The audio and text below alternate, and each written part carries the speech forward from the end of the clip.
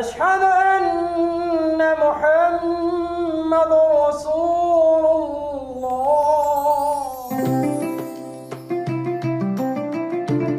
পবিত্র রমজান মাসে মুসলিম দেশগুলোর পাশাপাশি অমুসলিম দেশগুলোতেও আয়োজন করা হচ্ছে উন্মুক্ত ইফতার মাহফিল। মার্কিন যুক্তরাষ্ট্র, যুক্তরাজ্য, কানাডা ও আর্জেন্টিনায় প্রতিদিন ঘটা করে হচ্ছে রমজানের ইফতার। উন্মুক্ত এ আয়োজনে অংশ নিচ্ছেন মুসলমানদের পাশাপাশি অমুসলিমরাও।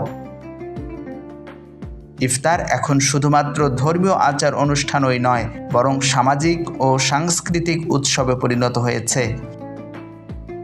রমজানের এই ইফতার পরিণত হয়েছে মুসলিম ও অমুসলিমদের মধ্যে সৌহার্দ্য আর সহাবস্থানের অনন্য প্রতীক। নিউ ইয়র্ক সিটির ১৫০ শতাধিক মসজিদ সহ যুক্তরাষ্ট্রের ৩,০০০-এর মতো মসজিদেই রোজাদারদের মধ্যে ইফতার পরিবেশনের আয়োজন করা হচ্ছে প্রতিদিন। ইফতার কর্মসূচিতে মুসলমানদের পাশাপাশি অংশ নিচ্ছেন অমুসলমানরাও। কোনো কোনো মসজিদে ব্যাচেলরদের জন্য সাহরির ব্যবস্থাও রয়েছে।